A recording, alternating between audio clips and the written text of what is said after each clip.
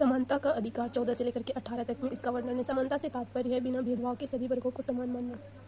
किसी भी जाति, लिंग, वंश, जन्म स्थान के आधार पर भेदभाव नहीं किया जाएगा तथा सभी को समान अवसर और संसाधन उपलब्ध होगा। वही समता से तात्पर्य व्यक्ति की विशिष्ट आवश्यकता की पहचान को ध्यान में रखते हुए उन्हें अवसर उपलब्ध कराना है।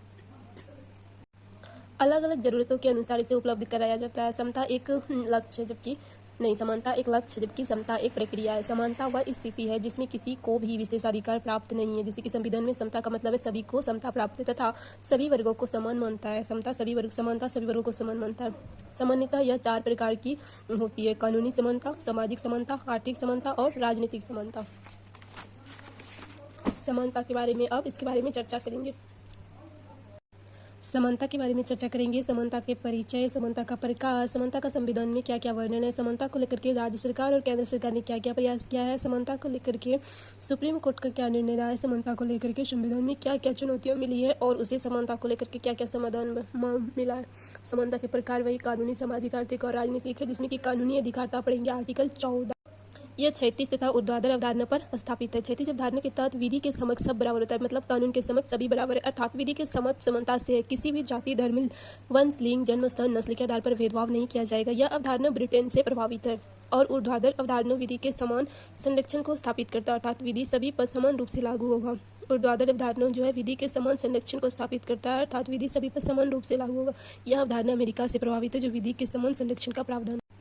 कानूनी समानता को लेकर के कुछ अपवाद है, जो कि आर्टिकल 361 के तहत है। राष्ट्रपति तथा राज्यपाल के द्वारा अपने पद के दौरान, जब वो अपने पद पर होते हैं, कार्यकाल के दौरान किए गए कार्य के संबंध में उसे किसी प्रकार की चुनौती नहीं दी जा सकती है। उसके कार्य के संबंध को लेकर के किसी प्रकार की चुनौती नहीं दी जा सकती है। और आर्टिकल 105 के तहत संसद के अंदर तथा आर्टिकल 194 के तहत विधानसभा के अंदर, मतलब विधानसभा के अंदर और संसद के अंदर जो है सदस्यों द्वारा दिए गए बयान को न्यायपालिका में चुनौती नहीं दी जा सकती। सदस्य अंदर भी विधानसभा में कुछ भी भाषण देगा तो उस पर चुनौती नहीं दी जा सकती है। अगर उसके बाहर बोलता है, संविधान के बाहर और विधानसभा के बाहर किसी प्रकार का चुनौती योग्य बात बोलता है तो उस पर विवाद खड़ा किया जा सकता है। आर्टिकल 15 इसमें 15(1) में है केवल धर्म, जाति, लिंग, वंश, जन्म स्थान के आधार पर राज्य किसी प्रकार का भेदभाव नहीं करेगा। राज्य जो है किसी प्रकार का भेदभाव नहीं करेगा। आर्टिकल 15 का 2 है सार्वजनिक स्थलों के प्रयोग जैसे तालाब, कुआं, बस स्टैंड, अस्पताल आदि के प्रयोग से रोका नहीं जा सकता है तथा सभी को समान अधिकार होगा। आर्टिकल 15 का 2 कहता है। और आर्टिकल 15 का 1 और 15 का 2 समानता को स्थापित करता है तथा किसी भी प्रकार का विशेष अधिकार और भेदभाव पर रोक लगाता है। किसी प्रकार का विशेष अधिकार किसी को नहीं दे रहा है और भेदभाव पर रोक लगा रहा है। 15 का 3 कहता है महिलाओं तथा बच्चों के लिए राज्य विशेष सुविधा प्रदान करेगा। महिला और बच्चों के लिए राज्य विशेष सुविधा प्रदान। अब पढ़ेंगे आर्टिकल 15 का 4 अनुसूचित जाति जनजाति को मुख्य धारा में लाने के लिए राज्य विशेष प्रावधान कर सकता है। अनुसूचित जाति जनजाति को मुख्य धारा में शामिल होने के लिए राज्य विशेष प्रावधान कर सकता है। सामाजिक एवं शैक्षणिक पिछड़ेपन के आधार पर सामाजिक रूप से जो पिछड़ा हुआ है और शैक्षणिक रूप से इसे प्रथम संविधान संशोधन द्वारा इस व्यवस्था को लेके आया गया। और 15 का 5 पिछड़े वर्ग ओबीसी को सामाजिक शैक्षिक पिछड़ेपन के आधार पर विशेष सुविधा प्रदान की जाएगी। ये 93 संविधान संशोधन में द्वारा इसको लाया गया 93। और 15 का 6 आर्थिक रूप से पिछड़ेपन वाले वर्ग को विशेष सुविधा दी जाएगी। आर्थिक रूप से जो पिछड़ापन है उसी लिए विशेष सुविधा दी जाएगी, जैसे कि 10% आरक्षण जो है ईडब्ल्यूएस लाया गया 10% आरक्षण 103 संविधान संशोधन के थ्रू। सामाजिक, आर्थिक, शैक्षणिक आधार पर पिछड़ेपन वर्ग को मुख्य धारा में शामिल करने के लिए ये 5 का 6 लाया।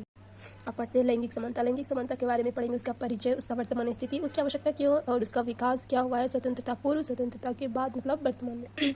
उसके बाद लैंगिक समानता के बारे में पढ़ेंगे, संविधान में उसको लेकर के क्या क्या चर्चाएं हैं, उसका सुप्रीम कोर्ट का क्या निर्णय रहा है, उसका प्रयास केंद्र और राज्य, इसके बाद उसका चुनौती क्या क्या है। इसका वर्तमान में स्थिति यही है कि GII जो है उसमें से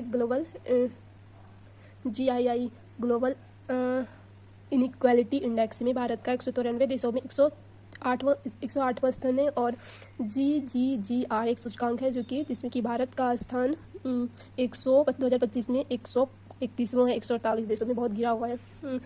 2025 ईस्वी से लेकर के बात करते हैं तो सिंधु सभ्यता के समय जो है उस टाइम महिलाओं की स्थिति अच्छी थी। उस टाइम मातृ प्रधानता सिंधु सभ्यता में देखने को मिलता है। इसका 1950 ईस्वी के बाद 1500 ईस्वी में उससे लेकर के 1000 BC के बाद कबीलाई समाज का उदय होता है, जो कि उस टाइम शक्ति का विकास होता है और शक्ति का संरक्षण के लिए युद्ध की शुरुआत हो जाती है।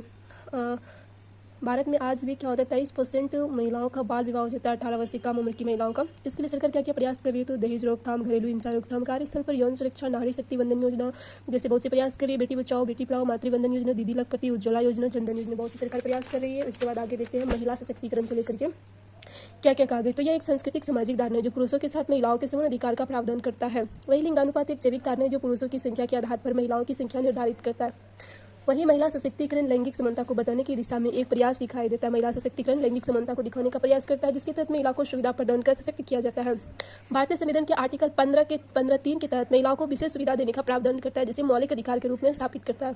हाल ही में निर्धारित GII तथा वैश्विक लैंगिक अंतराल सूचकांक GGGI में महिलाओं की स्थिति दयनीय दिखाई देता है। GII 2023 और 24 के अनुसार भारत का स्थान 193 देशों में 108वां है। वही लैंगिक अंतराल रिपोर्ट 2005 के अनुसार 148 देशों में 131वां स्थान है। बहुत नीचे गिरा हुआ, 148 देशों में 131वां है, तो बहुत नीचे। नोट, मातृत्व दर वर्तमान में प्रति 1 लाख पर 97, इसका डाटा सारा है। इसके बाद पढ़ते हैं विकास। महिलाओं की स्थिति को समझने हेतु तथा समय समय पर वे सुधार को समय काल के आधार पर 2 भागों में बांट सकते हैं: स्वतंत्रता पूर्व, स्वतंत्रता बाद। स्वतंत्रता पूर्व सिंधु सभ्यता का समाज मातृ प्रधान समाज था, जहां महिलाओं को प्रधानता थी। सिंधु सभ्यता में विकसित सभ्यता मानी जाती थी, जहां विकास पर जोर दिया जाता था। वही युद्ध के साक्ष्य का अभाव दिखाई देता था। प्रत्येक ऋग्वैदिक समाज ऋग का काबिलाई समाज माना जाता है, जिसकी प्रमुख व्यवस्था शक्ति आधारित व्यवस्था है। इस दौर में उत्तर वैदिक काल तक आते आते महिलाओं की स्थिति में गिरावट आ गई। उसी टाइम 1500 से 1000 ईस्वी तक ऋग्वैदिक है, उसके बाद 1000 से 600 BC तक उत्तर वैदिक, जिसमें कि 600 BC में बौद्ध का विकास होता है। मौर्य काल तथा मौर्योत्तर काल के दौरान कुछ हद तक सुधार देखने को मिलता है, परंतु अधिक प्रभावी नहीं था। गुप्त काल तक आते आते शक्तियों की महिलाओं की स्थिति में बहुत गिरावट आ गई। वही सती प्रथा जैसी सामाजिक विकृति भी उत्पन्न होने लगी। पूर्व मध्यकाल तथा मध्य काल के दौरान होते आक्रमणों ने महिलाओं की स्थिति में और गिरावट उत्पन्न किया, और सती प्रथा, बाल विवाह, शिक्षा से महिलाओं की दूरी आदि जैसी कुरीतियां भारतीय समाज का अंग बन गया।